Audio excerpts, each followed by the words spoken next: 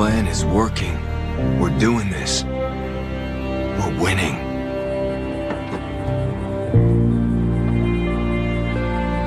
We had a hard fight. We lost people, brave people who gave their lives to make sure we won.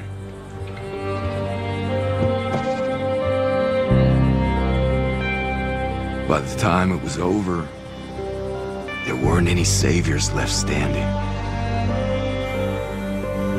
We beat him, but things got complicated. Jesus took prisoners, brought them back home. We're holding them outside our gates for now, until we decide what to do. Until I decide.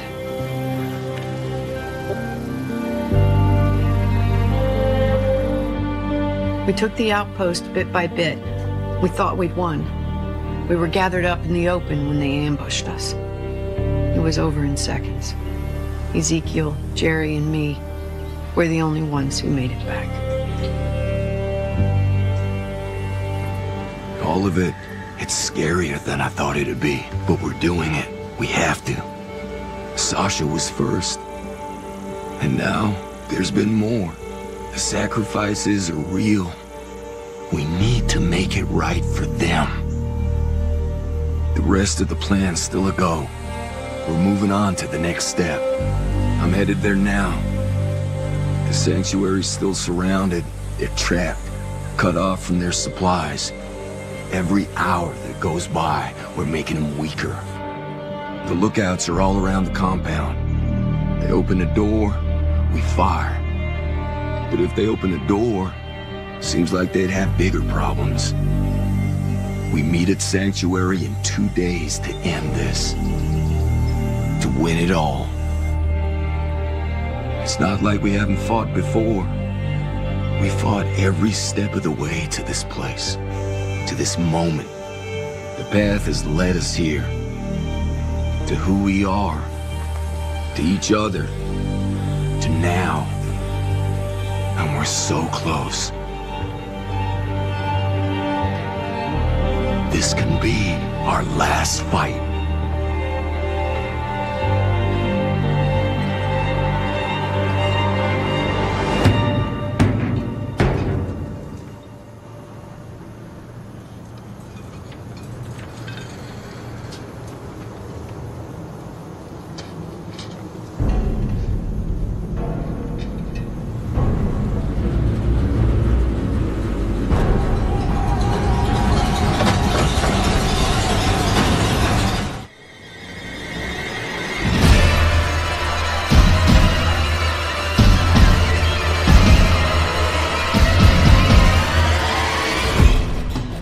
Welcome back to Squawking Dead Goslings. Before we get into the episode, I'm announcing the launch of our YouTube channel. Same as always, just search channels for Squawking Dead and subscribe and hit that bell notification icon so you know the minute we post an episode. Hopefully, we'll someday break out of our audio box and even do some vlogisodes. For now, exciting. Yeah.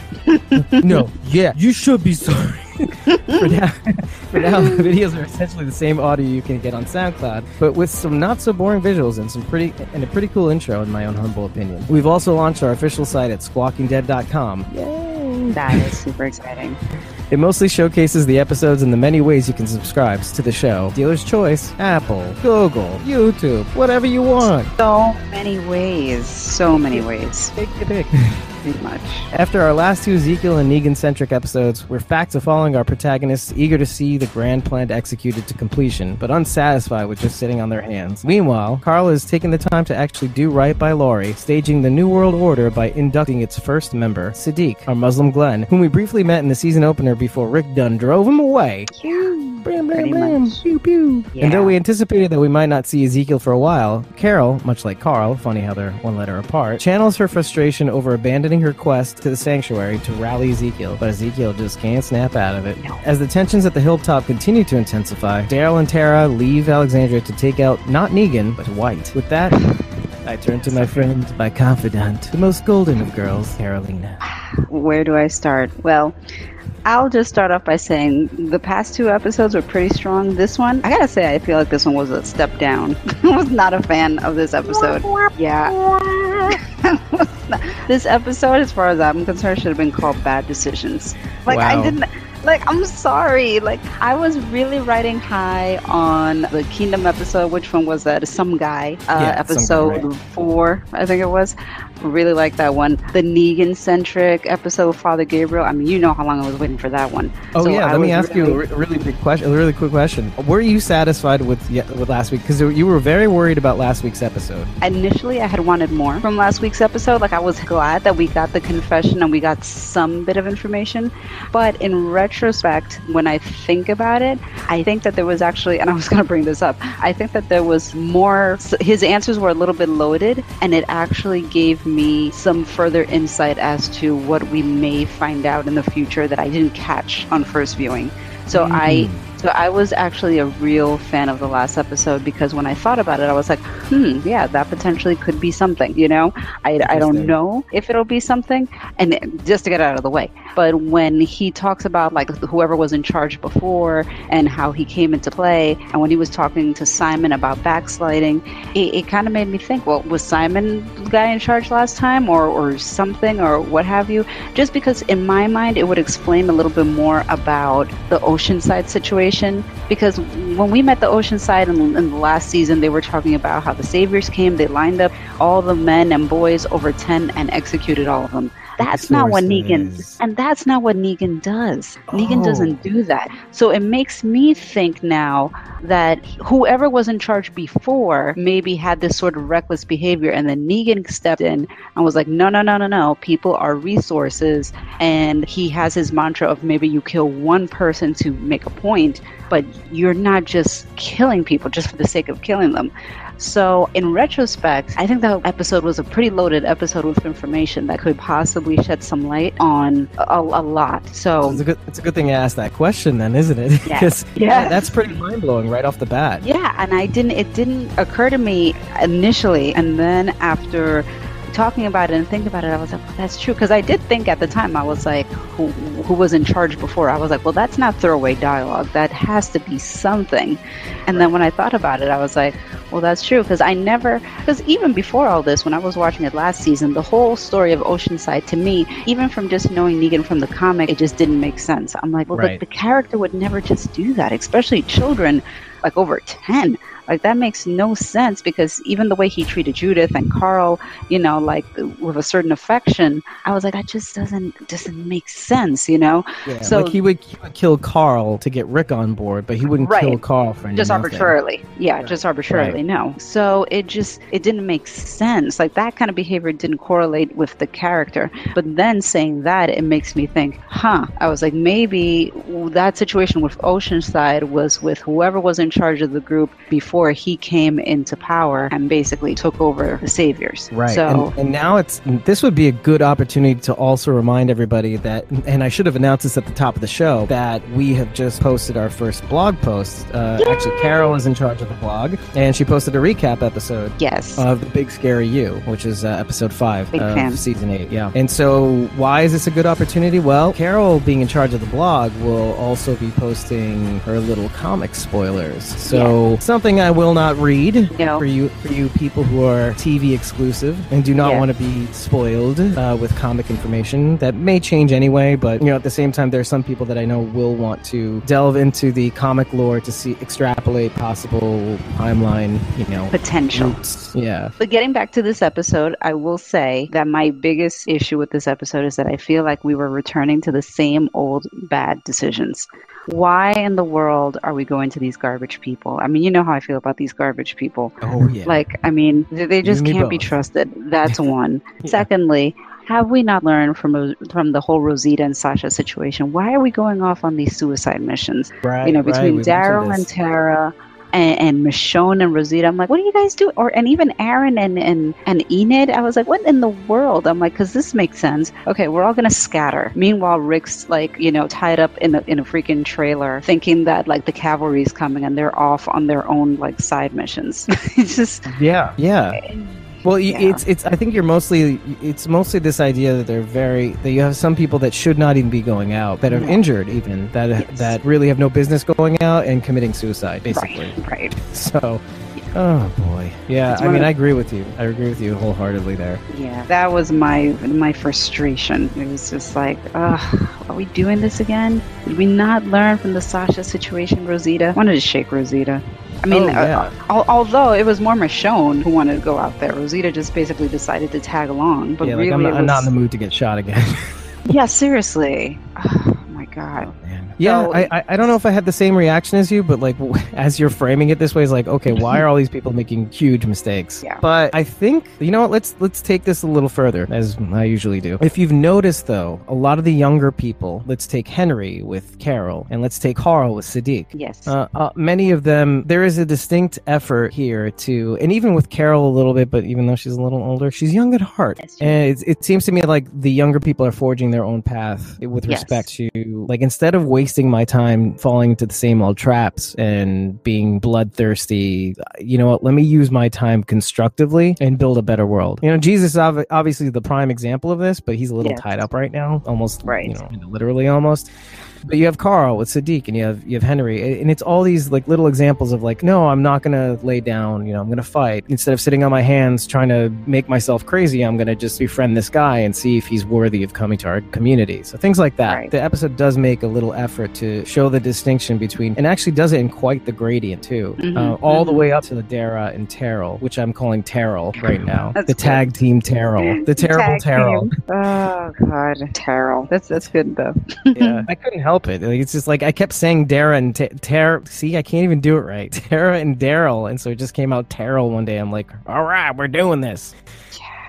I don't know, which is kind of what he says. We're doing this. So yeah, there's going to be some major death among that group. I'm just putting it out there now. Shaking my 8 ball. 7 out of the 8 sides are saying death. Yeah, there's.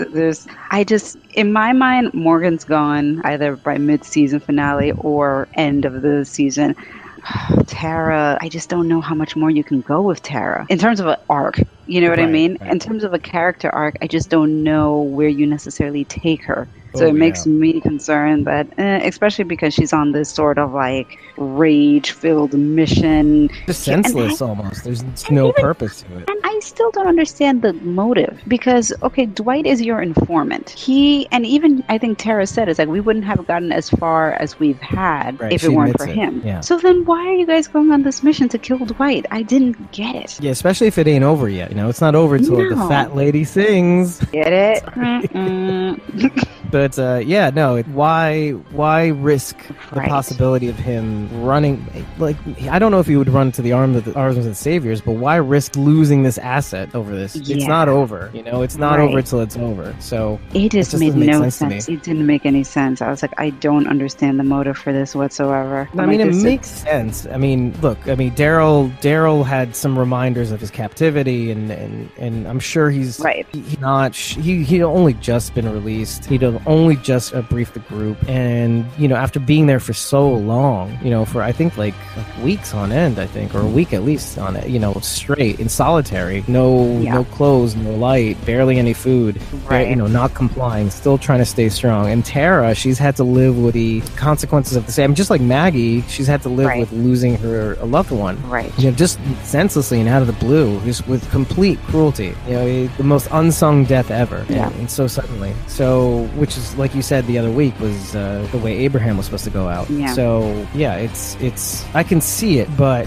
I don't know why I would risk everything. I mean, you're talking about the safety of, you know, the possibility of risking the safety of everybody you love and know. So, you know, and the walkers haven't been cleared from the sanctuary. I mean, maybe they're just checking it out. Maybe they're assuming that, you know, this is a perfect time to attack because in the confusion we can take them out. But like, that kind of logic will only fly so far until you start seeing the walkers and realizing it's not going to work. Yeah. It's not worth risking everything. Right. Plus the other thing too is that they did mention in the season finale of last season, season 7, when they were transporting Sasha and Eugene over to Alexandria to kind of ambush them or whatever, they even mentioned to Sasha in terms of the ride, it's a 2-hour drive between where the sanctuary is and Alexandria. A 2-hour drive? I'm like, do you really need to? Why are we risking driving 2 hours to go to a zombie-infested sanctuary. Like let Rick bring you back some Polaroids so you can see what happened. Like, there's no need to drive 2 hours to just see for yourself. Like, I need to see. What do you need to see? I don't understand. Well, yeah, but I guess in a world where there's no cell phones and there's no instant communication, it doesn't seem like they have a walkie, and if they do, they're not using it because I don't think they want the transmissions to be intercepted. I don't know if you noticed, but the sanctuary seem to have walkies. Yeah, they do, yeah. And I believe Alexandria may have at one point had, and if they didn't, it would be probably wise not to use it anyway, because there's not a lot of chatter in this new world order. And if there is, there's a distinct chance that you can find the right channel to glom onto and listen to everybody. So in a world where there's no instant messaging or no texting, no calling, I can see people going a little crazy. And maybe that is the motivation for Terrell, let's call it, and some of the other people like Aaron and Enid, just everybody getting a little bit impatient and maybe coming out of a world where there's all this instant contact, going into this world we actually have to wait for people to come back another 2 hours after completing their mission. There's not microwaves stashed with messages everywhere in this world too. So it's like, and you only have to check so many microwaves to see which message, which picture message you got in the mail. True. So So I don't know. It's I'm trying to possible. rationalize it, right? So I hear you. I see where you're coming from. I was just frustrated because I was like, okay, so we're marching towards certain death. Okay, all right. I agree with you. I'm not disagreeing with you. I'm just trying to work it out.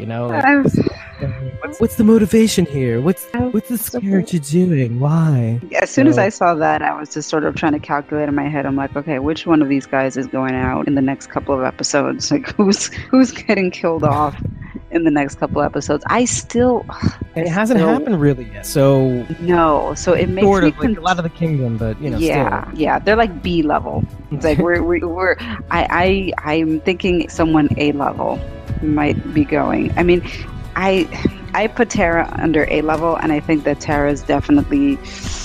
I'm concerned for her safety. I don't think Michonne's going anywhere. I don't think that they would do that. Oh no! But now you see, now that you've said it, you just put it in my head. So I know. You name somebody, it automatically just makes that happen. Well, because I look at it, technically, I look at it as like Enid, Aaron, Michonne, Rosita, Daryl, and Tara. I'm like, any one of you guys or multiple ones of you guys could be killed off based on your missions, your scattered, side missions that you guys are doing. Right. I don't know. In the back of my head, I always get concerned about Daryl. Yeah. I do. Yeah, to me, Daryl and Tara, I mean, these are prime suspects. I mean, both of these have a lot to lose by being so reckless. I mean, not a lot to lose, but like, it seems like for being so reckless, it's got to be one of them. Right. It makes me feel like one of you guys is definitely going out. I mean, I know that everybody's like, no, they would never get rid of Daryl, but sometimes I do wonder, especially, I know they get concerned about the ratings and stuff like that, but I don't know if doing something that bold in terms of killing off a character like Daryl would hurt them or be so shocking that people would be like, oh my, people would tune in more. I don't know. I mean, like, they got a lot of adverse reaction from, the murder of Glenn, but that was just because of the grotesqueness, just overt graphic way that they did it. So I don't know. I in the back of my head, I'm like, Daryl, I don't know. Like, would they do it? Would they actually do it? I don't know. I'm not sure. I'm starting to think they actually might. And the reason for that... Yeah, I actually do. I don't know. Yeah, and it's something you alluded to in a way. I mean, just because of the comic knowledge, we do know that Dwight makes it past this. Yeah. So if he is going to be that reckless and actually try to kill Dwight, there is a possibility that either something gets him in the process of trying to kill Dwight because he's just so hell-bent. Yes. Or Dwight actually takes him out. Right. In which case it opens the door for something that is not present in the comics, in that you have a character that has been very focused on in the show that hasn't been at all, has not made it at all to the comic. Now, how will you treat the absence or the death of that character in the TV show? What are the ramifications of taking him out? Yeah. So I'd be very interested to see how this unfolds, because whoa, this can go anywhere. It could go anywhere. I mean, it could scare you. Yeah, pretty much. It could go anywhere. It really could. So I don't know if they would dare. I mean, if they did kill off Daryl, that would be ballsy as hell. Like, if they did it, if they actually, decided, you know what, this is the course of action we're taking, this is what's going to happen, I would be pretty damn, like, floored, Oh, no. And be sad as hell, too. But, no, it would be justified, I guess. Sure. I don't know. Yeah. I mean, that's the thing. I don't know, I don't know if they would do it. It'll be interesting to see.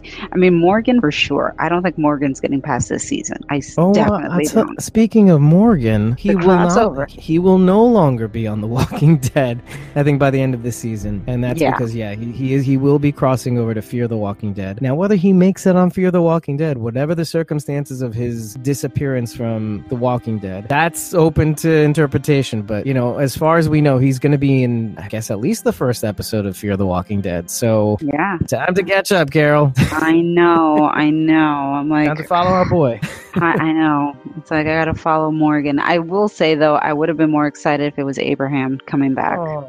I would have. Like, in my mind, I was already anticipating that they were going to say Abraham. Abraham. Yeah, well, because they're going to be in Texas. So in my mind, I was like, well, Abraham's from Texas. I see, like a rewind, sort of Abraham before the apocalypse. Oh, right. Okay. So in my mind, that's what I thought they would do. But so I was sincerely surprised when I heard that it would be Morgan, the character of Morgan. I was like, really? Something's telling me that. Yeah, something's telling me that the show is going to be at a point where Fear and The Walking Dead match up. That's what I'm thinking. And the reason why I think that is because in all the places where we find Morgan, he's kind of generally somewhere between Georgia, like Atlanta, Georgia, all the way to DC. Like Texas would be a step west. Yeah, and a hard step west. Several hours west. Right. So it would be really cool if it was Abraham. But yeah, I guess that logistically, I was just having a hard time understanding. I was like, so how does he get to Texas? How does that work? Oh, I mean, I'm sure that he would be in Texas. Oh, that's right, because he was in the Capitol building in Houston, was it? Something like that. Yeah. Okay. So that's why I was just like, how do you reconcile this? I mean, I'm sure they have I'm sure, obviously, that they have this all planned out. It just, in my mind, I was just like, really, how is this going to work? Well, actually, it could be a time jump thing where maybe you will get your Abraham, and then you'll get Morgan later on. Maybe something happens where they get together, and then a lot of time passes where they are together, and then something happens when Morgan comes into the picture, and maybe Morgan screws everything up. Comes in, we gotta go, I gotta clear you. So it's all Morgan's fault. It all stems from Morgan. Make it a clearer place. I don't know. I was just very surprised to hear it was Morgan. I was like, really? Morgan? Well, I figure, you know what? Let's put it this way. Just to get it out of the way, I do want to jump to the sneak peeks because there's really nothing to say beyond this one little tidbit, but we do see Morgan in the next episode. So not the current episode that we're covering, but the next episode we do see him with a sniper rifle. So I did see that. Ooh, nervous about that. But I think Morgan's a goner. Who knows at this point? At some point. Definitely. I did want to say one thing about all these impending possible deaths. I feel like I've invented like a new term for this kind of suspense, and it's called tantric death. So they get our suspense levels so high on who is going to die next because it's going to happen, and they don't do it, and they haven't done it for our title characters, which is what these guys are. The Terras, the Daryls, the Ricks, and all that. So it's just leading to it, and there's so much buildup that eventually they may kill more than one. Yeah, because it's just that big of an explosion. They've held it off for so long. So tantric death, people. Hashtag. I think Make it happen. Make it happen, Carol. You're better with these things. I'll try. I'll try to make it happen. I guess oddly enough, I'm better about death and brooding. Death, brooding, and hashtags. Hashtags. There we go. Oh, that's your new blog, personal blog. Oh my God, it's a perfect title, isn't it? Yeah, death, brooding, and hashtags. A biopic. A biopic. No, I just, I don't know. I do think that there'll be some major deaths, but I just don't. Clear the field. Clear the board. Just kill them all. Just kill them all. Walking Dead is replaced by an entirely new staff cast. That's it. They just basically cleared house. Oh my God. The only person now on Fox. I know. It's like the only person standing is like Jeffrey Dean Morgan. That's it. I'd watch Negan's the only one surviving. He cracked me up. And Gregory and Simon. Oh my God. Can you imagine? That's a strange group right there. Yeah. The new Chipmunks movie. Jeez. Yeah, and Gregory is Theodore, so let's put that on the table. Gregory got his ass kicked this week. Holy I mean, moly, yeah, that was a serious wound that man got. yeah. What, like that? Just him, just being so whimpery, and Yes. I was so uncomfortable there because That you was really kind of got. uncomfortable to watch, wasn't it? I did feel a little uncomfortable, you know? Yeah, but this show needed it too. Like, it seems to me Yeah. that people are so tough in the apocalypse, and it's rare to see somebody that's been so sheltered. Yes. To see somebody break down like that, it was kind of like It's uncomfortably realistic. Yeah, That's yeah. the thing. I say it all the time. Remember, I said it before. People love to like have delusions of grandeur that if the apocalypse happened, they would be Daryl. And it's like, no, most of us would be Eugene. Most of us would be Eugene. Let's be honest if we're about lucky. it. If we're lucky. Oh man, but yeah, I think a lot of us would be. I mean, like I said, I'd be lucky if I was a Gregory. That's how I feel about that. And so to see that, it was very like it's it's as much as Gregory was such a detestable character in this episode. Like even so before that, you have the scene with Maggie and him, right? Right.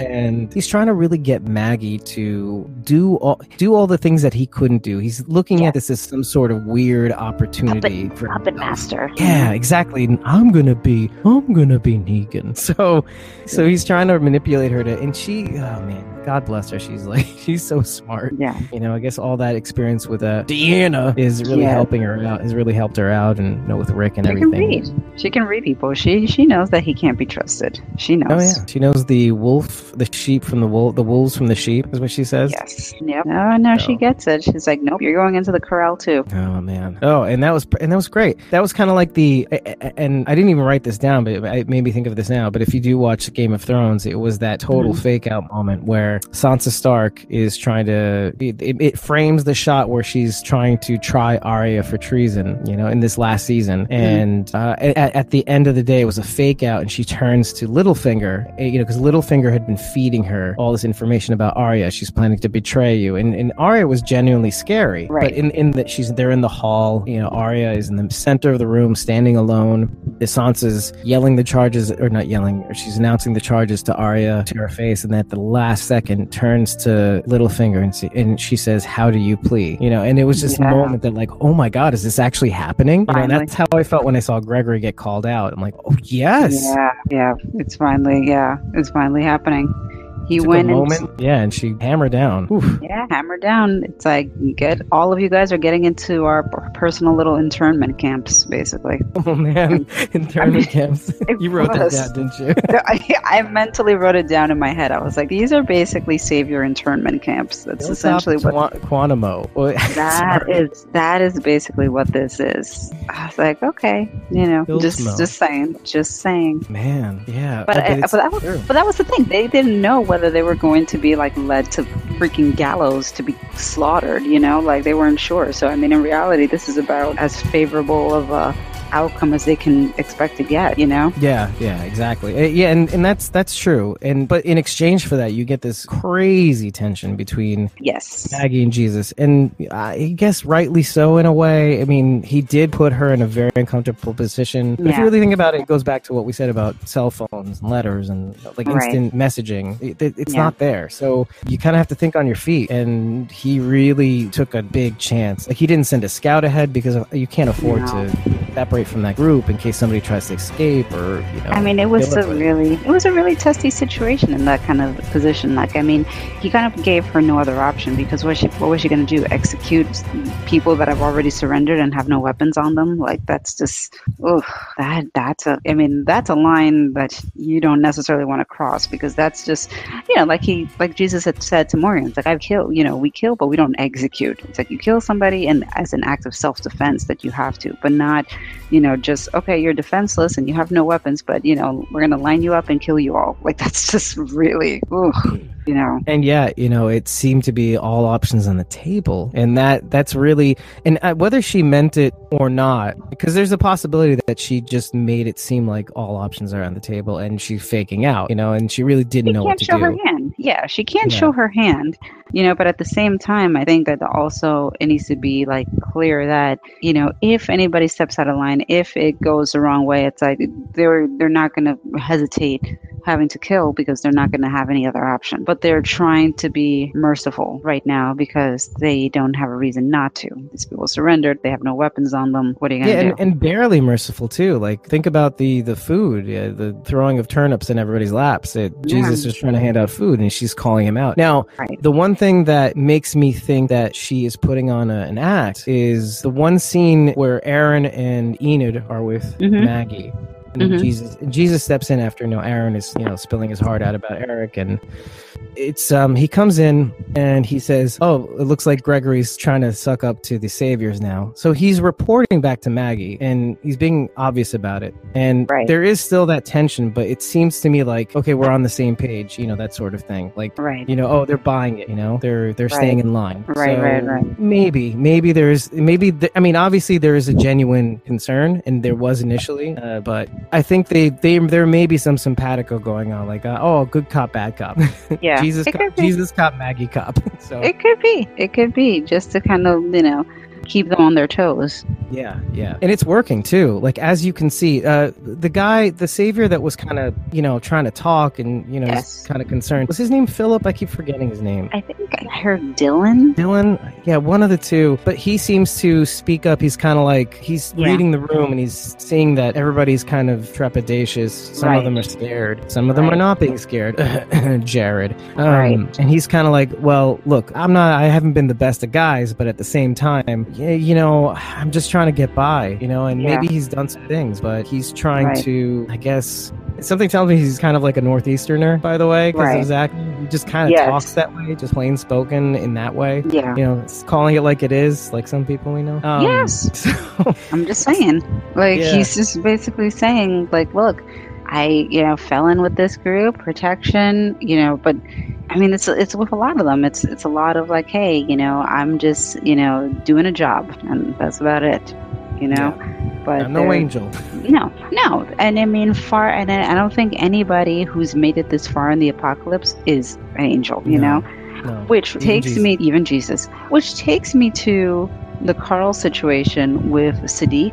I was very pleased to hear the 3 questions. We haven't heard that in a very long time. Oh, I could tell you could not wait, because I could not wait either. When I saw it, I wanted to say something to you. I was just like... I was like, finally, the 3 questions. We haven't heard this in forever. I was like, thank you. Yes, before you even say it, because if we're going to go into this, the one thing I wanted to mention, because I know Arabic, right? And Sadiq just literally means, in Arabic, it means wise. So I'm wondering how maybe that might play into something on the show. Because names usually, when people have names on the show, usually mean something. I'll be interested too. I would be very interested, because I will say that he is a character from the comic, but however, he's not introduced really until later on. So I thought it was interesting that they introduced him earlier than anticipated. So I think that they'll kind of modify him a little bit from the comic, because to introduce him at this point, I feel it must be for a reason. So I'll be curious to see, but yeah, I that's interesting. I didn't realize his name means wise.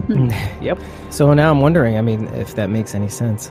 But yes, the 3 questions and the surprising kind of answers. Like, first of all, how many people have answered so specifically? Yes. The amount of walkers that they've killed. That was very specific. 237. Yes. Yes. Give or take. That's a lot of walkers. That's like more than everybody's killed probably combined on the show. Yeah, that's a lot. At least on screen. Yeah. That is a lot.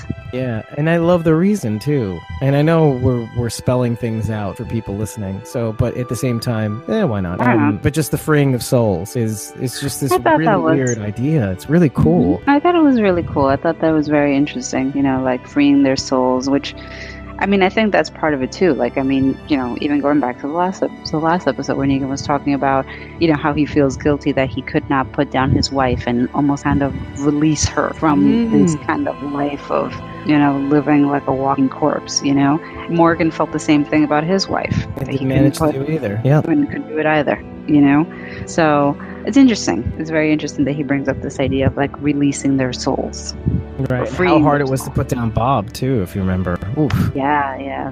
So hard. Yeah. So and we see that it looks like a repeating theme with stronger characters. Yes. It seems to be, or so-called. Maybe some of them are not as strong. Morgan. But yeah, it's what an interesting concept. And so, to the point where Sadiq was able to not only put down these people, but also mercy kill the one person he actually did kill before the walkers could tear him apart. Yeah.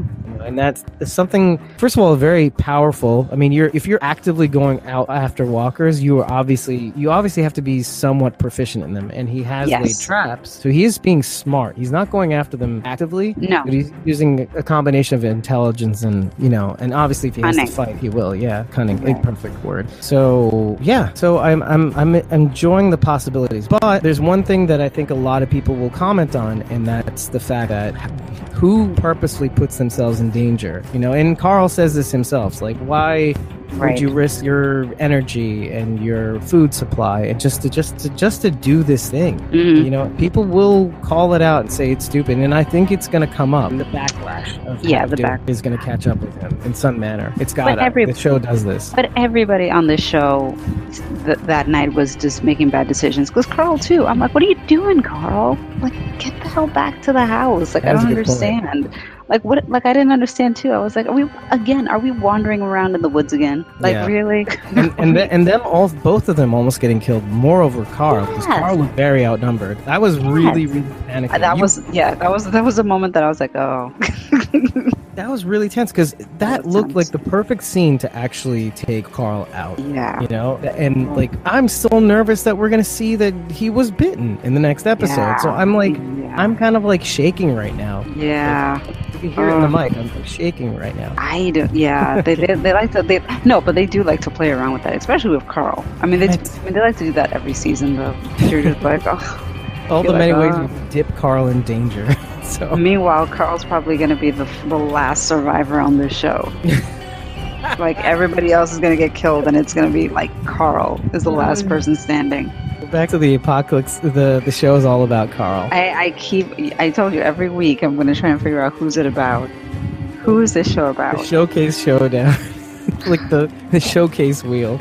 Yeah. It's back to Carl. He's like back to Carl. He's like the $75 spot on the wheel. On the wheel. Judith / Reese's being the 100 one. And Michonne being the 51. Yeah, they're still up there, Gracie and Judith. They're still up there in my eyes. Another 10 minutes or 15 minutes. In my eyes. Give them another episode. Oh, love it. Although Gracie made an appearance this episode. Yeah. It's a good look. It's a good look on Maggie. I saw that. I was like, mark my words, that baby. I was like, I'm sorry, that baby. That child means something. I'm sorry. I'm still worried about this whole Judith biting it and Gracie taking Judith's name. I'm still worried about that. That thing is that idea that we had in I think it was episode 2. That's another thing that concerns me too. I don't even know. Because it's like they could do that too. I mean, I think to myself, I'm like, God, do you really want to go there and kill a child? Oh my God, do we really want to do that? But I mean, I just don't know anymore. I wouldn't put them past them to, I mean, they may not be graphic about it. It's twisted. Yeah. No, they won't be, but it's just this twisted. I mean, they almost did that at the prison, if you remember. She was missing from the car seat. Yeah. Whatever. Yeah. They almost did that there. How nervous were you that? Well, you know what? That's the way it was supposed to happen. That's what happened in the comic. That's the way it was supposed to happen to Judith. So they just didn't make it happen, but that's what was supposed to happen. Spoiled. Judith was supposed to die at prison. Sorry. Spoiler alert. Oh. It didn't happen, obviously. Obviously, Judith is still very much alive. Well, I guess my theory actually holds water in a weird. Now I feel like a jerk, kind of. But it could have. I mean, but the thing is, they could still do it. I guess they're doing it in a clever way. If my idea is right, that makes so much more sense. We do see her in the flash forward, so that's crazy, Judith. I don't know. Judith Gracie. Now I'm completely like, now I have no idea. Like, is it Judith? Is it Gracie? Does it matter? Like, does that have any implications for the other one? Maybe not. I don't know. So I forgot her middle name. Is Judith Gracie now. Ass kicker Grimes. There you go. Oh yeah, little ass kicker. Oh, that's Gregory. Kisser. Leave him alone. That's Gregory. Yes. Daryl was the one who gave her that name, right? Little ass kicker. I want to say that makes sense. I think it was Daryl.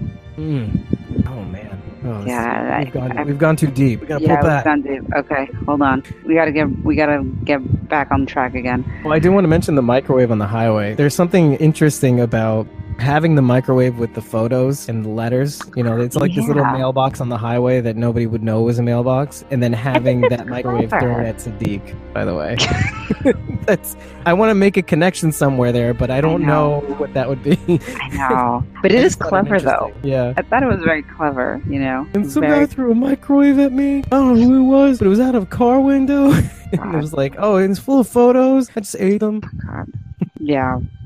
It'll be interesting when they bring Sadiq to Alexandria. I'll be curious to see the reaction. Oh, God. It'll be like one of those down south scenes where, real deep south, rural, and, people looking at him with rocking back and forth on the rocking chairs with the little thing of wheat in their mouths. Like, They've got rocking chairs at Alexandria. We've seen it. Yeah, we have. Oh, and a dude with the alcohol. Well, he bit it. Yeah, that was Spencer. Was it Spencer? No, the dude that was married to the chick that died also with Sam. Oh yeah. I know what you're talking about. I don't. We called him the porch dick. He was. Yes, that's what Abraham called him, didn't he? Yeah. Oh no, I think it was Chris Hardwick. Was that what he called him? It was Chris Hardwick called him porch dick. He's pretty funny. Chris Hardwick. My God. Yeah. So those guys are gone now, so we're good. They're all gone. Anybody resembled that? But yeah, that would. I just don't know. Yeah, that's the whole other dimension and this is assuming that he makes it to Alexandria. So yeah, I'm already assuming that he does. I'm just kind of basing it off assumptions that they make it to Alexandria. I know what it is, though. I know why you think that. What? You saw that flashback of Laurie and Carl. Flash? Yeah, there was a little flash to when they were talking when he was talking about his mom. Oh yes. Doing right. Yeah, there's a cute, such a good flashback of Laurie and Carl, the young Carl in the bed, recovering the farm. I think it was. Oh, and it was so sweet, man. It was just so sweet, and it just filled my heart with hope. Oh God, that's way back in the day. Jeez. Season 2. Watch it a third time, man. I'm telling you, it's just a sweet little flashback. I think you could just turn it off, but yeah, that was kind of cool the way they framed it. It was like a second or two. It was nothing, but yeah, if you caught it, it was kind of cute. Carl. Yeah. We're being positive. There's a little positive part of us. Positive. So yeah, Aaron and Enid going to the sanctuary. I might as well bring that up. I think. Do you trust Enid? I do now, but I just don't know. I don't know what they're trying to do. What's the point of this trip? Do you have an idea why they would be doing this? I mean, they're saying they want to, but I do not understand the point because I don't understand any of their points this past episode. But I just don't understand people. I don't understand any of them. But I know that there are people out there that feel that, and I don't know, in the last episode again, when Gregory was talking to Simon, I think, or Negan, and he was telling them oh, well, you don't need me to tell you anything. You already knew that they were in cahoots or whatever, like the Kingdom and Alexandria and the Hilltop and whatever, which in my mind, I thought that they knew everything that they needed to know from the garbage people. The garbage people told them everything that they needed to know. But now I'm wondering if there is a mole on our side that's feeding information to Negan's people. Because I think we talked about it a little bit, the whole transporting of the fat lady, the 50 caliber and stuff. How did they know to move it from that particular location to Gavin's outpost? How did they know that they were going there? I mean, yeah, we could say well, I don't know, they intercepted intelligence or whatever to know that they were coming or whatever, but could there potentially be a mole? And could that mole potentially be Enid? I know that some people don't trust her and think that maybe she potentially could be some sort of factor in it. I don't know because Enid's not, she's not a very prevalent character. She's always there. And she's always been kind of shifty, so you never could totally, not shifty in the sense of maliciousness, but she's just looking out. She's kind of like the garbage people. She's just looking for to survive, JSS, that's so. I wonder if that is a possibility. I don't know. Oh man, yeah, because you could go down this rabbit hole. It's a Right. good rabbit hole to go down. Jeepers creepers. Yeah, I mean, the only thing that makes me think that may not be the case is the affinity for Glenn and how Right. much she attached herself to That's him. true. That is Her true. death must have rocked her too. Yes, And I and think it it seemed did. like it did. Yeah, I think it did because she went over to the hilltop to visit his grave and all of that. So you're right. I don't. No, but more twisted things have happened on the show. So I mean, I'm definitely not discarding this idea because, but I do. 'Cause it- Man, 'cause it she could've- insisted 'cause to it- go in with Aaron too. That brings me back to your idea. Because it could have had, because Negan's whole thing with like killing the right person is to make everybody else fall in line, kind of put this fear in people of like, this is how terrible of a thing I can do, and everybody immediately kind of falls in line. In the case of Rick's people, they're not falling in line; they're pushing back. But maybe it has the reverse effect on Enid. She is young. She was very much rocked by it. That maybe she is rocked by it to the point of being like, I don't want to relive that. I do not want to relive that situation. I do not want to see anybody else get hurt on my part. Like maybe, I don't know. But and she has been resistant to optimism too. Yes. Any form of it. Which is why she runs away a lot. Why she puts herself in danger. Yeah. Prefers to be alone. Yes. Ooh, we can go see, and it's kind of cool. Like, and now instead of a disrupting character, we have disrupting concepts. We have these ideas where we can go anywhere from, just because of the volatility that these people are exhibiting, but also throw these volatile situations that they're putting themselves into.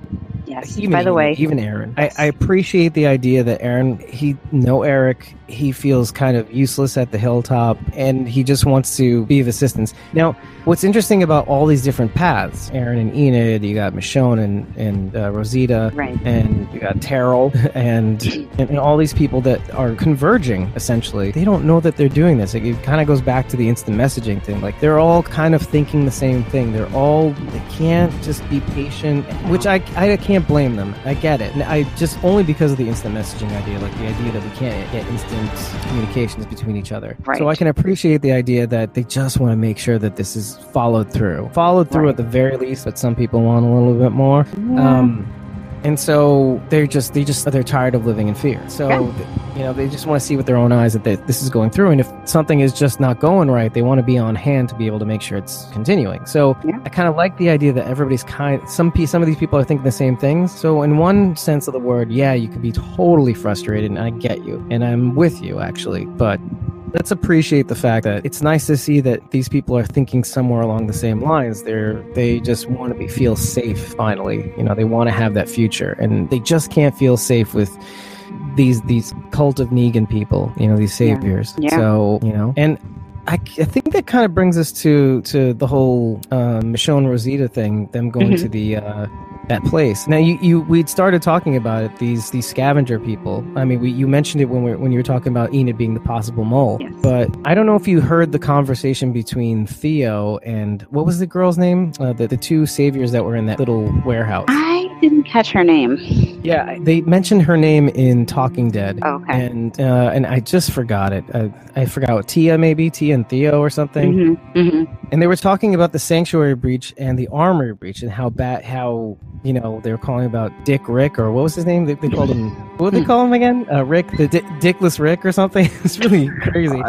Rick the Dick, I think it was, or something like that. And they were talking about the breach, and they were talking about the armory, and they are scavengers, and they're basically, it seems to me that they're looking for rank, because they see this as an opportunity for them to step up. Mm-hmm. And they go, because I'm like putting my ear to the speakers to kind of hear what they're saying, because it's barely audible. Right. And they're basically seeing this as an opportunity to, let's get the fat lady, we can lead the herd away from the sanctuary. And right. and Michonne and Rosita are saying like, if they do that, this is over, our planet sucks. Yeah, so exactly. It's kind of good that they left for the sanctuary and heard them testing out the fat lady. Yeah, it is true in that sense. They did. That was kind of smart of them, on they part. Didn't know. They didn't know. They lucked out, you get the credit. they get the credit. But yeah, it was definitely not intentional. They just happened to stumble upon this, just like, Daryl and Tara car just happened to plow into this chick's truck. Kismet. Yeah. It all worked out that way. It's divine providence. Yeah. How great did you feel when that garbage truck hit that truck? You're like, that doesn't happen on the show ever. The whole thing I thought was funny. Rosita basically blowing up that guy was hilarious. Oh my God. I was like, no way.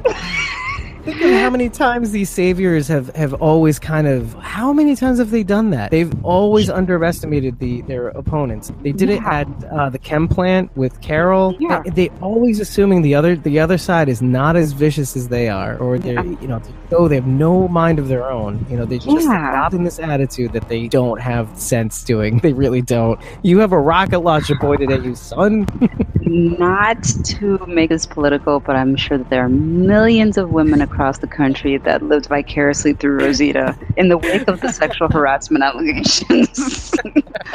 For a woman to be holding a freaking bazooka-like weapon when a guy says, honey girl, you're not going to do that, are you? She just unhesitatingly just blows him up.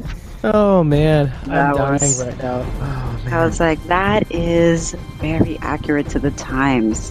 Thank you. How would you like a phallic object pointed towards you exploding?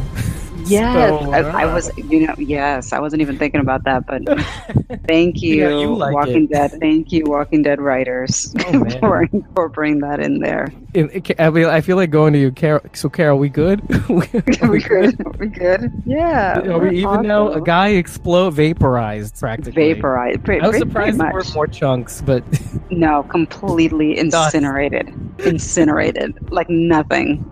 I lost my mind because let's do the count, man. It's martial arts fight, right? Yes. Okay, car chase. Okay, explosion, helicopter scene, guy exploding. Guy explodes. What's next? I just can't wait, man. Every episode gives me a little action surprise. It's just crazy. It's something out of like Lethal Weapon, or I don't know. Yeah. It's just crazy. Or like in this case, it would be like Evil Dead or something. Pretty much. But yeah, or Evil Dead 2. That was, what would have been even great. And I kind of thought this in retrospect. I was like, you know what? Like when they ran outside and the chick had like left with the truck or whatever, I'm like, you pretty much could have used that same bazooka on that truck. You just couldn't load them phallic things in time. Maybe that's what it was. I was like, couldn't you just like shoot that damn truck? Like just blow that thing up. Like, I was thinking that too, but like, okay, let's give him a break. Michonne got the crap kicked out of her. And then, you can tell she's in good shape, man. They're not in good shape. I was gonna say, you can tell that she's still not recovered. You can tell that she is still very much in recovery. She's not neither there. Of them are. It's kind of, it's pathetic, but like not in the mean way. It's just it's just pathetic that is they're the right not there. word. They're not there. Like, guys, come on, But I did think it was funny that like, and I was when I was watching the episode with my husband. It's like, truck comes in and smashes into the side of this, the chick's, the savior's truck. Daryl jumps out unhesitatingly, just like goes into the side and like machine guns the savior, and that's it. Oh yeah. It was funny. Like I was watching it with my husband Eddie, and he was like, oh, "Damn." I was like, Daryl's pretty much like on a very, very clear trajectory. Yeah. Hell hath no fury, like a Daryl caged. Yeah, so that's it. He's just kind of over it. It's done. There's one thing that's just been bugging me. It's this thorn on my side. It's that I feel like he's used the fat lady before, and I can't place the episode. Yes, he did. You know where? It was last season. It was the Maggie-centric episode where it was like Maggie, Sasha, and Jesus, and the saviors rolled in a car that was playing opera music. Oh, right. And they had the gates wide open, and it was attracting walkers. And the car was locked. They couldn't get in and turn off the music. Like they basically had it like with operatic music, blaring like in the middle of the night, and the car was just in their community with the gates wide open, so they were just coming in, so they had to. So Maggie ended up having to I think she had a tractor. She had to roll the tractor over the freaking car to get the music to stop. So man. it seems like they've used that. They've done that before, where they basically kind of like use a car as like a sound box. It's interesting how the saviors have these techniques, that they basically have this thought out technique of like, yeah, we're going to do this. And because, yeah, it's true. It's like they definitely could have used that act of sanctuary just to lure these walkers away. So they definitely like had a plan, which is commendable. It's pat on the back, guys. Yeah, good work. Commendable, Yeah, I mean, I think they were going to use it more to lure the walkers away from the sanctuary. But because it is a good tool, and then these two saviors, they would have been like heroes. They would have gotten upgrades, and that's what made them such detestable characters too. Yeah, so they gotta go. You gotta take them out. Yeah, they gotta take them out pretty quick. The show. I want to touch base on this before we move on to Carol and the Kingdom, and then we'll get to like Rick and the garbage nuts. The guy, I guess his name is either Dylan or Phil, the somewhat scared savior. Now, when Jared tries to escape from the little pig pen, the guy knocks the rock out of his hand. He bumps him. He tries to talk sense into Jared too. And yeah, he does. Something makes me okay. So there's two things about the scene that it's really interesting. Is this when Maggie knocks him out? I keep forgetting. I don't remember. I don't think so, because I think he stood there next to him and told him like, this place is going to be ours or something. Yeah, that's correct. That's correct. Yes, I'm recalling what I just saw like about an hour or two ago. But yeah, he does that, and then as soon as Jared says that, Jared says, "Yeah, this place is going to be ours." Gregory kind of makes eyes, and I think the very next scene after that is Maggie, Aaron, and Enid in the office. But where he's saying, "Oh, Gregory's now sucking up the saviors." But there's something about that's a little unnerving, and it also makes me start to think. I'm mostly on board with this Phil Dillon guy being possible net good. Like, oh, okay, this is why the plan is actually working. This is what we need to do, because this is like a clear example of how this plan is actually makes sense, because we're starting to convince people that, look, I'm just trying to survive. If this is the best way to survive without having to constantly trying to be ambitious and opportunistic and kill people to get on top, to take more, and I don't need to do that. I just need to do my job and be a contributor. Okay, I just want to survive. I'm cool. Exactly. I'm like 70-80% of the way there with this guy being a good dude, but there's that 20% of me that is like, you just never know. Is this good? Is this like a cop, bad cop? Like, is this Phil guy and Jared is like the bad cop, and then Negan is kind of like this opportunity to be the puppet master because he knows the place. Like, he'll play them. Like, he'll probably get them killed. Probably get them both killed, but probably mostly Jared, and probably get himself killed in the process. But still, I wonder, because I think I had heard. I could have sworn that when before this season came out, they had said that there were going to be 2 additional new characters to the show. And one of them, they said... Oh, shit. Apparently they always say that they use a pseudonym, like another name for them, so to not give away things. If they would have said, there's going to be a new character added named Sadiq, people would have been like, oh, well, I know where this is going. Okay, so they basically said... So they had said that, we have a new character named Abdul. The casting was for a character named Abdul. And then... Really? Said that? Yes. And then on the show, it's like, it's Sadiq. But they didn't use the actual character name when they did the casting. They kind of keep it under wraps. I think that this guy, the savior there, I think he might have been the other character that they talked about, but I don't remember. I feel like he might be that other character, because he's getting a lot of screen time. Like, this guy is getting a lot of actual dialogue in. So I don't know if maybe he ends up being like one of those kind of, like a Dwight kind of situation where, he's defective, to the saviors, like he's not necessarily a savior to his core, as opposed to like the Jareds and the Simons. Yeah. But even Gavin, I don't buy that Gavin is a savior to his core either. I think that Gavin is again, he's middle management. He's there because, it's a job and it pays the bills. And it's, it gives him his benefits and whatever. But I think to his core, he's not a savior. Because every time like the situation comes up where it's like, oh, here's Rick and his army outside, he's like, Jesus Christ.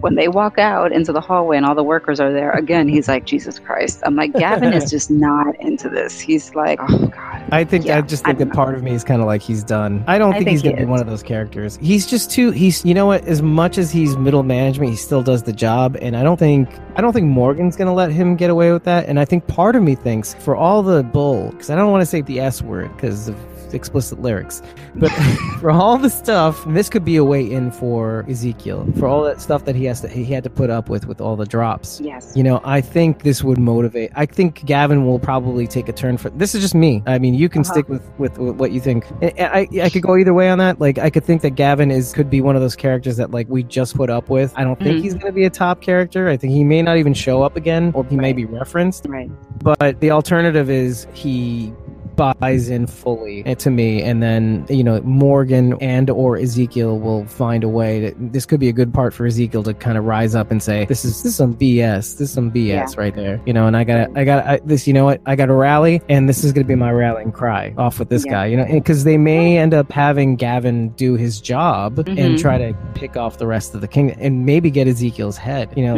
like they were instructed to get. Right. Could be a good turning point for Ezekiel, like, to rise up, or it could be another way to lose a main character. True. Ooh, the show with its tantric death. Hashtag tantric death. Hashtag. So Carol in the Kingdom. Let's talk about that stuff. Emotional. Yeah, but we'll get to that. But because I lost my goddamn mind with you on chat. So I'm very intrigued by the initial scene with Jerry being outside Ezekiel's domicile. There's not iffy, but it's just very shaky. You see that he kind of doesn't need to be there. He's like admitting that I was told not to be there. I don't need to be here, but I just don't know what to do. This is what I do, you know? So you could see that, like, Ezekiel not being 100% present is throwing these guys' games off, especially Jerry, who's like, you know, do or die. So I could tell your heart is wavering. It's quivering right now for Jerry. Well, you know, like, I'm so happy that he's one of the survivors from that whole first battle. Of all, that's first. I mean, you know how I feel about that. Like, I'm sad that he's sad. I know, girl. Poor Jerry. Obviously, he's they're very somber. The mood of the kingdom is very somber. Yeah. For good reason. You can tell that people are grieving. I think they have, like, a little memorial that they've been setting up for, like, all their fallen soldiers and knights and family members. And Ezekiel's just kind of racked in his own guilt, just basically like, you know, remorseful, and just he can't face anybody right now. He doesn't know what to.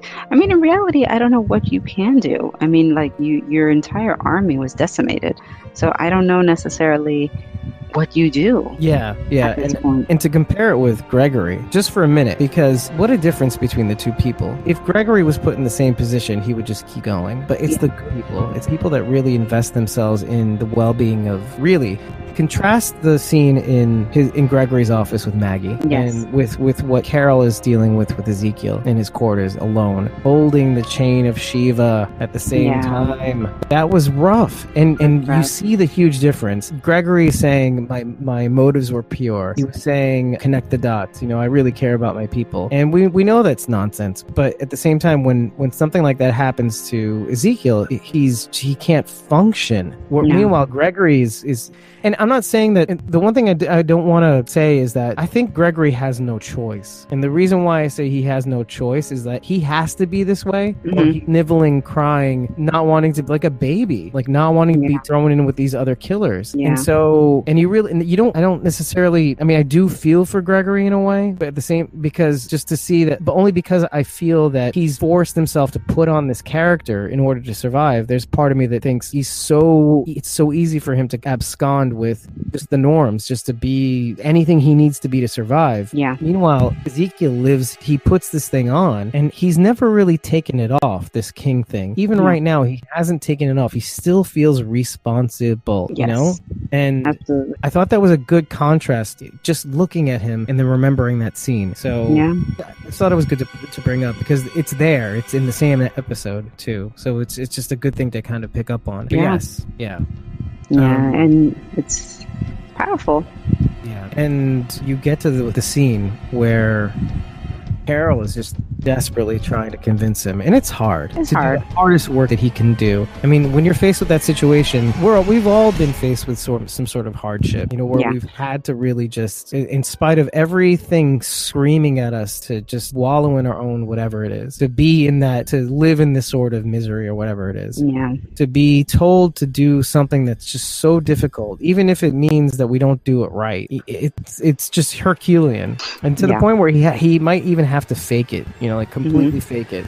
It's just the hardest thing to have to do, especially if you're a man of integrity like Ezekiel, and he is that man. And that Gregory scene really solidified it with me. Right.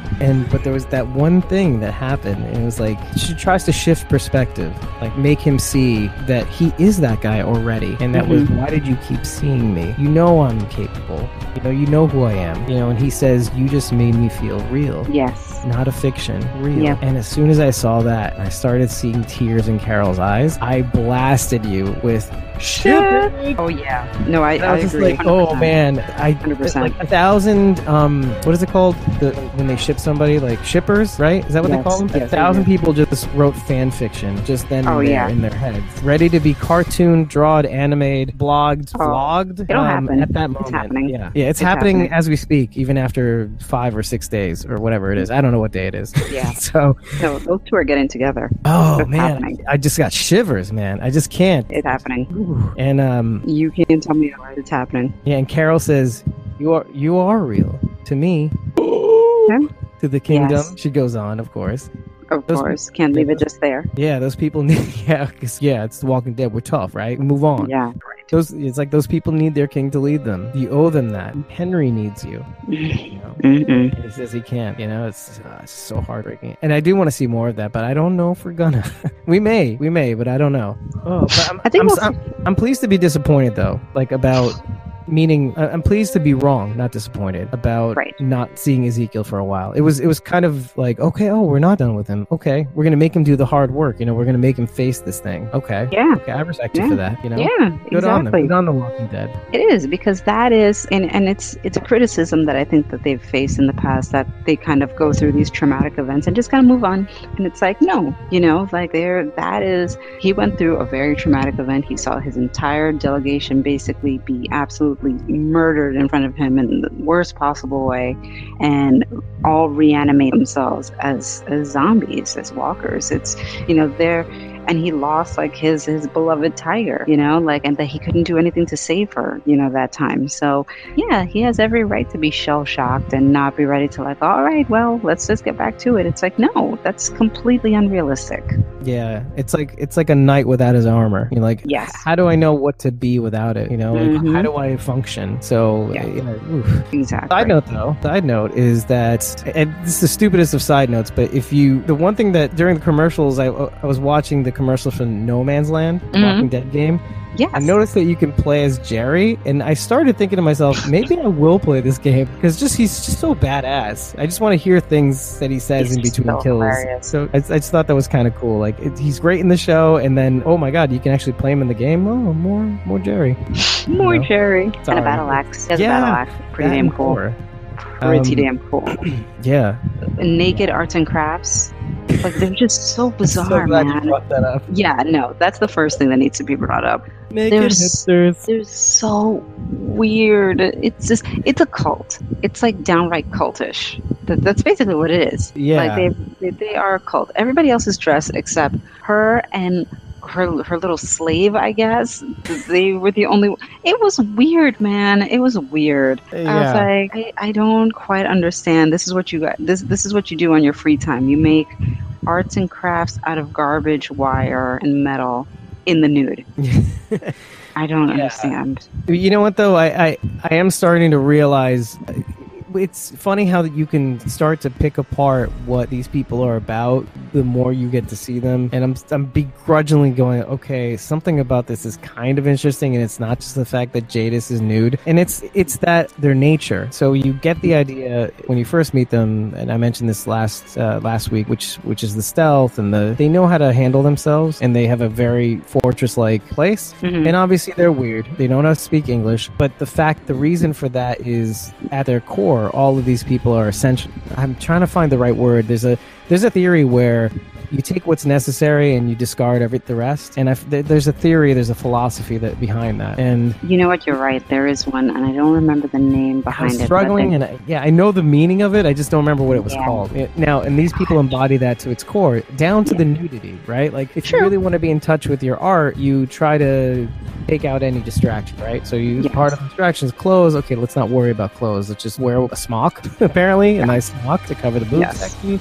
crotch section, and then you just do your thing. But it's also the language. It's also the bare minimum language, and like, he talks too much. You know, that, like, it's this comic kind of way of looking at us, you know, as people. You know, like, we could do with less words, I guess, and we'd still get the meaning. But so I hate that I'm getting it, and maybe hopefully it'll make even more sense with more exposure to them.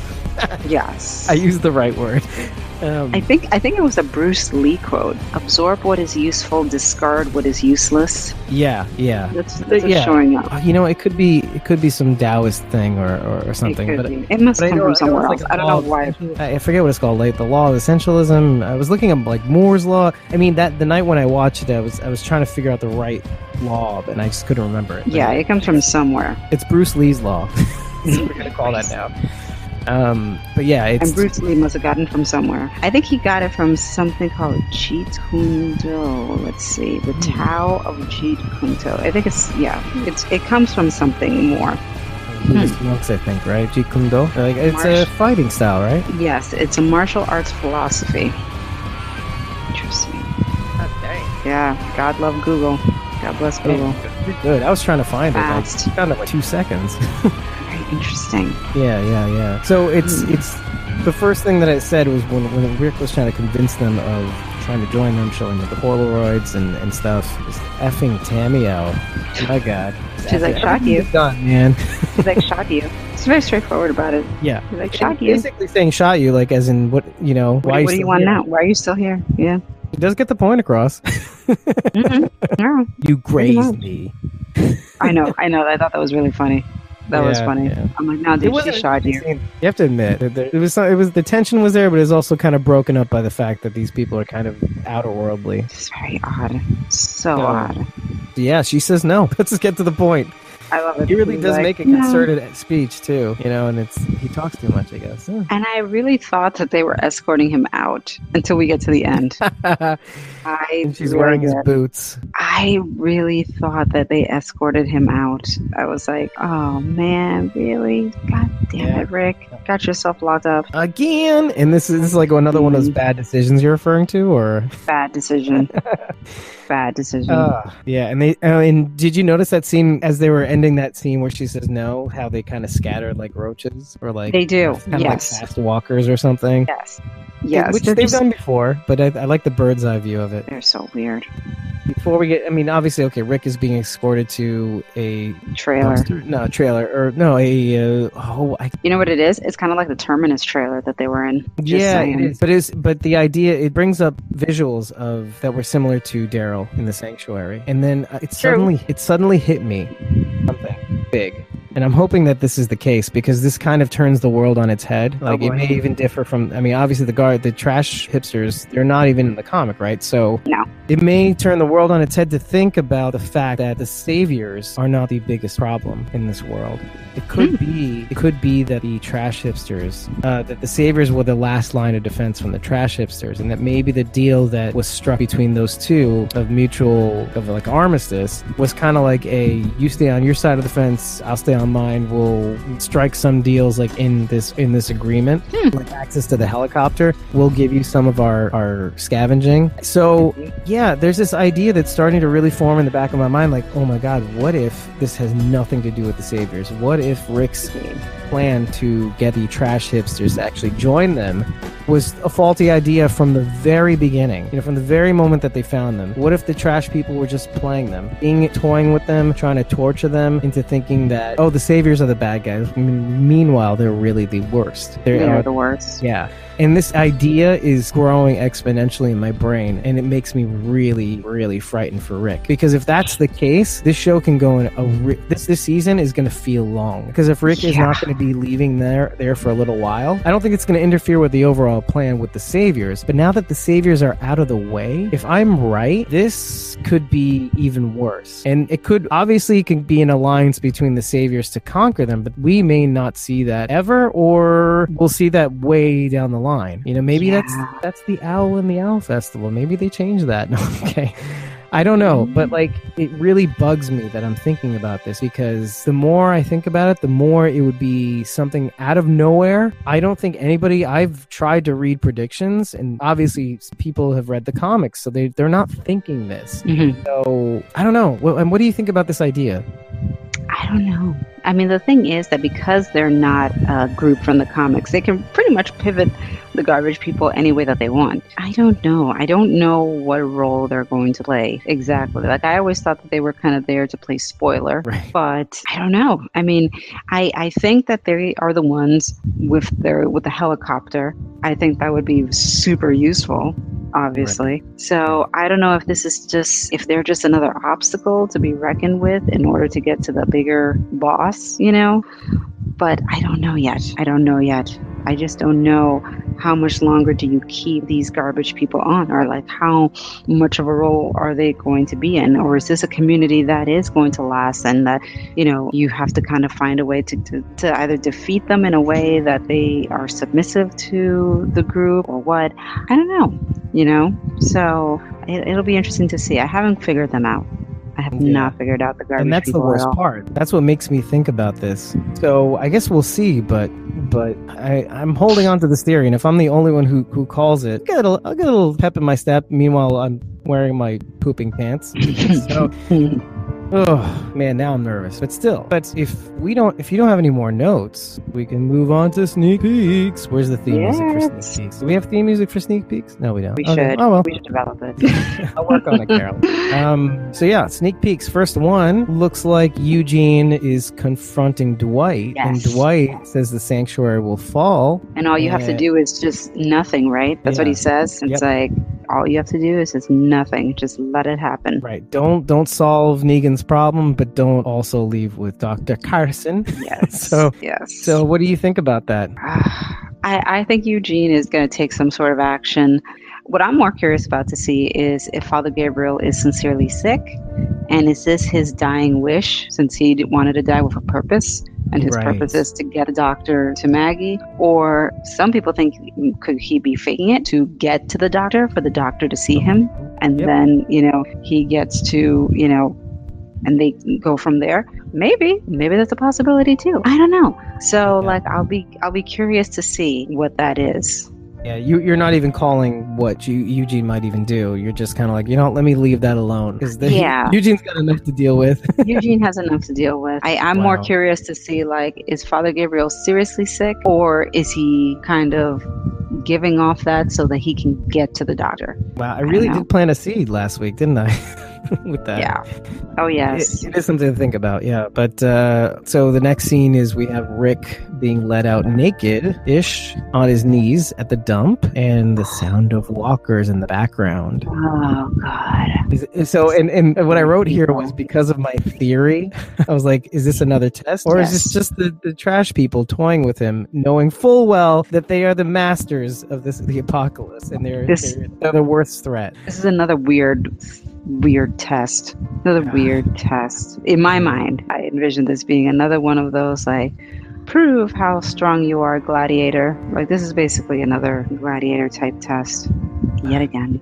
And yet, why do we, if they're such pragmatic people, if they're such essentialist people, I don't want to use the word essentialist because of the other connotations, but those kind of people's very brief, curt. Yes, minimalist. Minimalist. That's a perfect word. Thank you. It's because it's 2 a.m. But if they are that, he's already done the test. Why would they make him do it again, right? So that's what really gets bumped around in my mind. And the only thing I could think of is the third option of all this is that somebody comes in and just takes them all out. just done with them. And then we can take out a potential plot hole, So I mean honestly, the side missions need to stop, and if there was any sort of sense, because he told them, in this episode, it's my people know that I'm here, you know, so like if you don't, you know, if you don't side with us, you know, they're gonna do what they're gonna do or whatever. Right. Yeah, pretty much. So I'm and yeah, the people that know that he's there, Daryl, are off right. doing something completely stupid. Right. I'm like, no, you guys should be waiting outside of the walls of this place, ready to kind of go in if necessary. Right. And who is now? Like, we don't know. No, I have no idea. Like, he's basically there on his own. Just kind Very of like, hey guys. You can come in, guys. I need some help in it. Nothing. Really easy help. So yeah, and maybe they're, you know what? Maybe this is Jadis really trying to call Rick out on his bluff. You know, if they are really ready, they'll put a stop to this walker, let's say, or walkers. I mean, it sounds like more than one. So, oh man. Okay. So another sneak peek. Tara saying we can do this, and then flashing to Michonne, she admits that the risk isn't worth taking. Right, and that Daryl disagrees. Yep. So it's very iffy here. Now, I mean, I know we did cover the fact that as stupid as this is, if they hadn't done this, the fat lady would have been released. The sanctuary would probably gotten cleared out. Daryl wouldn't have been there in time to follow up on Rosita and Michonne, you know, and get taken out Tia or whatever her name was, the savior. So I'll admit that as stupid as this was, they got really, really lucky. Yes. But that being said, now that that's been neutralized and now that they've actually seen the sanctuary, okay, goodbye. Right. Just go away. Right. No, Daryl is basically, Daryl and Tara are full bent on just kind of like, nope, just going in, you know, just full on head first. That's it. So one of these two or both of these two are not getting out of this situation alive, as far as I'm concerned. Sorry, Daryl fans. Oh man, yeah, it's like the tantric death has gotta end some point, and we're already up to episode 7. So this is like the episode before the mid-season. If I'm telling you, I am afraid what's going to happen on Twitter if Daryl gets killed off at any point. If that happens, Twitter will explode. Yeah. I mean, you have had, I've spoken to, you know, since we started the podcast, I've spoken with so many people, and there are things that have happened, major things, you know, okay, like Maggie's father dying, like Herschel dying. Right. That was significant. Oof. Yeah. And people have stopped watching the show after that. Right. You know, and I speak to people all day. It's like these major things, these major characters dying. Glenn. Yeah, Glenn. Yeah, that was a tough. I think I spoke to some guy just 3 days ago, a friend from grade school, and he's like, yeah, just after that, it was kind of like, boy, what are you trying to do? I'm just not. I'm not invested in you know. And even when they heard that, especially when they heard that Glenn came back, they're like, oh, come on, you know, I'm not. I will not be toyed like this. Yeah, so. No. People were just kind of like, oof. Like there have been certain moments where people were kind of like, nope, I'm done. So it's one of those things where, and you know, if nobody dies, I'll be happy, but it's the tension's just everybody's putting themselves in such danger now, sometimes unnecessarily. So right, and I just don't feel like you can get away with such reckless behavior for so long. Eventually something's gonna have to come from it. You're not on this show, so right. Oh man. And you know, with Tara and Daryl right now, it's kind of like the whole, you know, listen, if you guys are going to live by the sword, you're going to die by the sword. Like, that's basically it. You know, you guys are hell-bent on killing everybody. It's like, this doesn't bode well for them. Right. Assuming that the flash forward is true, we know that Michonne survives. Right. Okay. So we know that much. Beyond that, we know Carl survives. Gracie survives. Sorry. Obviously, right. So these people we know make it. How they make it and at what cost, you know, we don't know. And then we don't know the other people that are. But so we know that, I guess, Tara, Daryl, at the very least, Terrell, they're on the chopping block, and then you have Aaron and Enid. So yeah.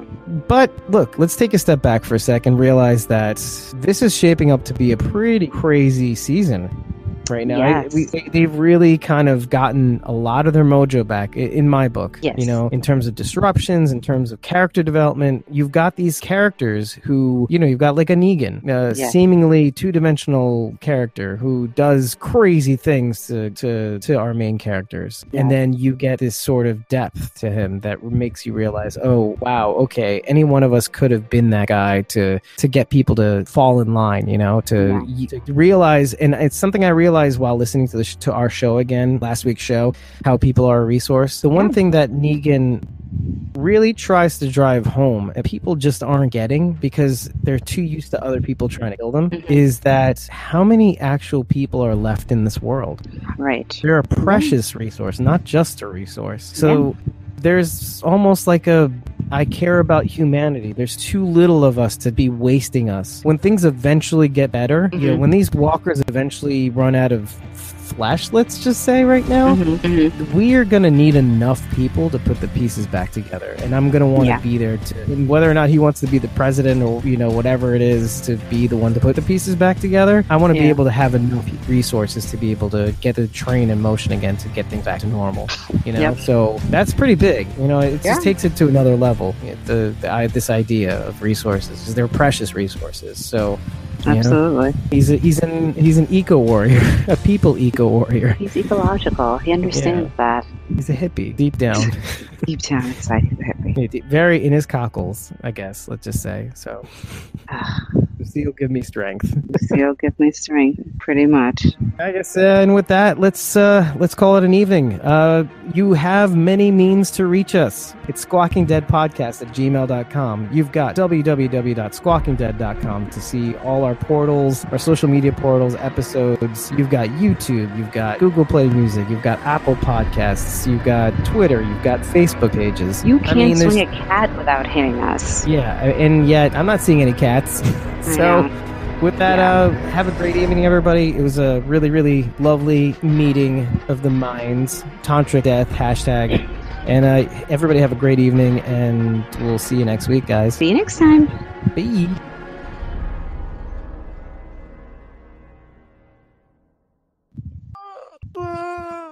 Where's the button? I can't find the button. I'm keeping this.